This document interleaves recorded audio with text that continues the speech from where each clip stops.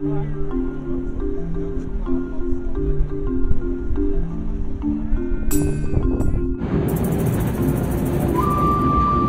you have sort of administrative questions, you probably find me out by the registration area.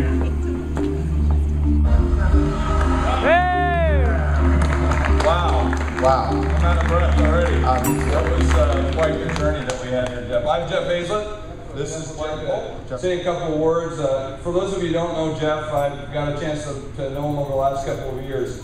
This is, we talk about the Twitter community and about sharing and about how important sharing is. Jeff is the real reason that a lot of these are going on. We had the first one in New York in May.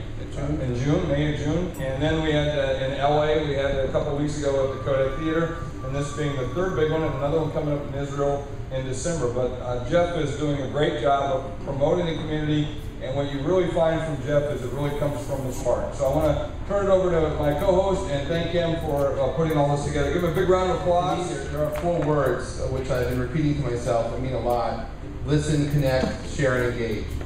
And if you can remember those words, I think you'll find tremendous success on Twitter in terms of connecting with people. I mean, when I was fairly young, when I was 9 years old, I had I felt alone. I guess some people do, some people don't. I did.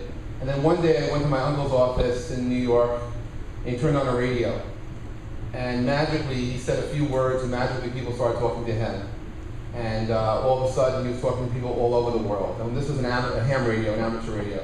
And from the time I was 9 to the time I was 12 or so, I was absolutely obsessed with getting an amateur radio license, because it was sort of, imagine if you had to take a test to go on the internet. Well, for me, amateur radio was my first experience with social media. It was a medium where I had a chance to be social.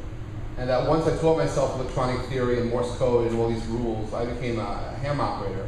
And that each day, before I went to school and when I got home from school, I would say some simple words, which was CQ, CQ. This is WA2BOT calling CQ as a person. People have feelings. Some brands, here are very prim and proper. I'm not suggesting brands should cry. We should be cognizant of the fact that there's someone listening. And that when people are out there and they're connecting with you as a human, that there's real value, and that occasionally being vulnerable is okay. You can actually share yourself. I've discovered and felt love on Twitter, passion. I've discovered people going through great times and bad times. I've felt people cry. I've seen people go through hardships. And I found love, and I found enjoyment, I found comedy, and every day is a different day. And so I don't look at Twitter any different than anyone else does, but what I discovered along the way is that the internet's changed. Things are happening differently. We're now living in what I call the state of now, in the early days of the real-time internet, and that for the first time in a very long time, your voice not only matters, it can affect change. Everyone's voice ultimately matters, what they say matters, and if they're real about it, amazing things will happen. About a year ago, a friend of mine, Stacey Monk in Florida, woke up during this Thanksgiving week, which we have coming up in the States in the month of November, and she decided to take 48 hours and to go on Twitter and raise money to build a classroom in Tanzania.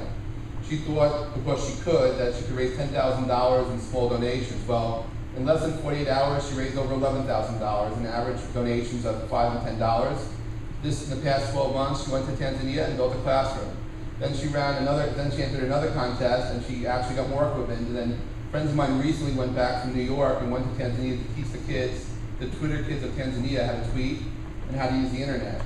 And this all happened from kindness of strangers. This totally happened because there were people that, because last year was a really tough year, this year's a little bit better, people were willing to give of themselves because there was a cause that mattered to them.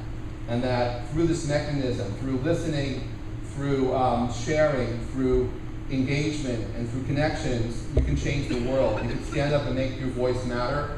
No matter what your idea is, no matter how big or small it is, everything becomes possible. And so when you have the ability to affect change with your voice, whether you're dealing with brands, you're dealing with politics, whether you're connecting with celebrities in the media, or in education, or many other arts and sciences, things are changing. What you thought was one way has become another.